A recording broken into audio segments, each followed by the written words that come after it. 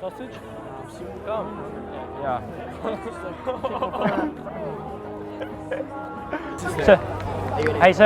When do we? Yeah, like 5 minutes. 5 minutes, cool. Yeah. What team are you in? The whole grade. Bees. I actually wish I was coaching. Coaching was so good. So much Buddy. You're gonna cry because you miss all the kids. I know. At the end of the year, I genuinely was like, oh, you're all so good. You're the D's, but God. Get everyone? Yeah, go and get them. We're about to kick off. Wrangle them up.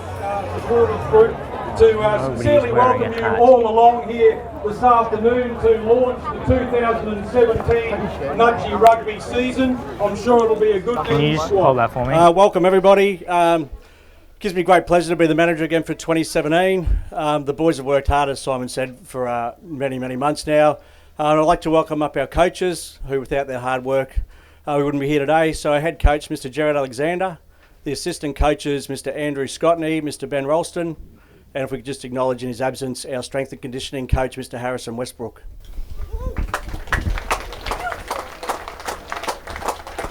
Now to welcome the first 15 squad, Dan Atkinson,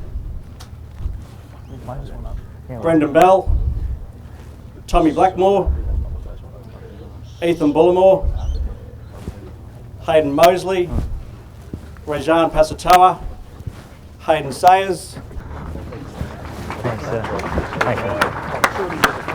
What's been the hardest part of the pre-season program to date?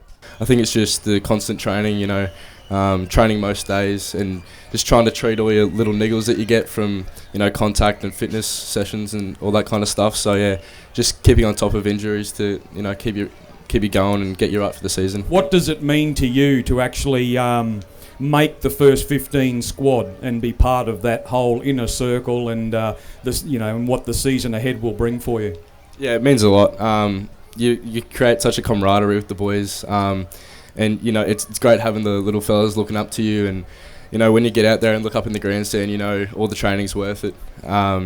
Everything we've done, it's to represent the school as much as best as we can, and hope to inspire kids to do what we're doing. This year we've got a big focus on bringing the rugby community together through events like tonight, and throughout the season you'll notice we're going to run some post-match functions after first 15 games at the Rotunda overlooking Ross Oval. So that's another opportunity to see parents and the boys get to mingle and spend time with each other. So that's one in particular. Obviously the coach education's another one that's really important.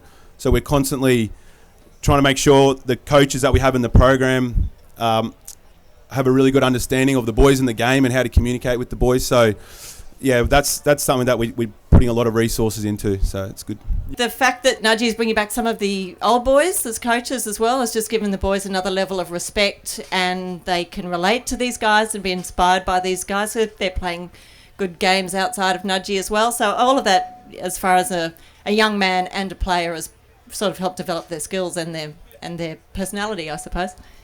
And as a mum and a parent, how have you felt or been part of the Nudgee rugby community and the experiences there? Has that been good for you over the years? Felt very busy.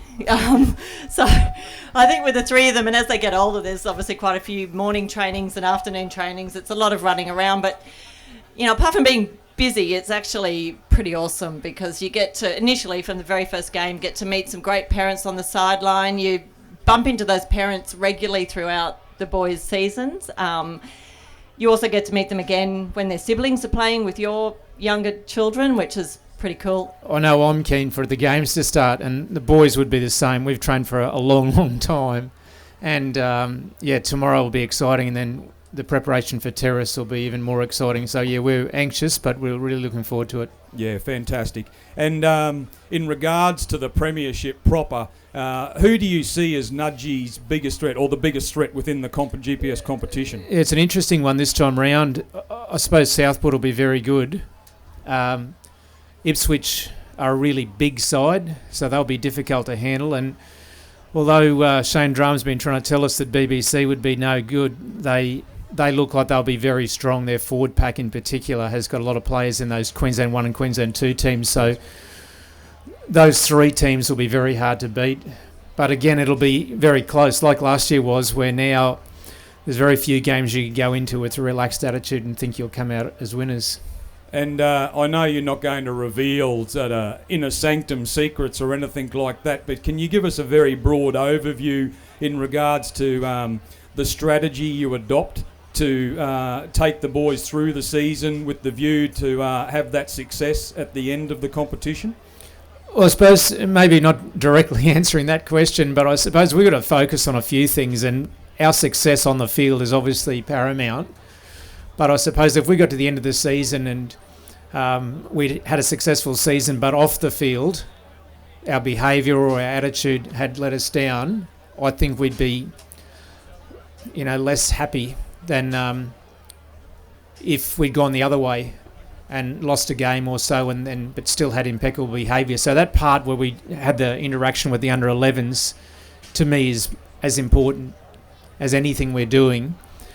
But with regard to on the field, I suppose one of the things we're doing is trying to make sure we get the best out of our people who are on the field. So we've kept a squad of about 30 this year together. And I think the boys themselves and the coaches have got every confidence that any of those 30 boys could go on and play in the first 15 and do a really good job.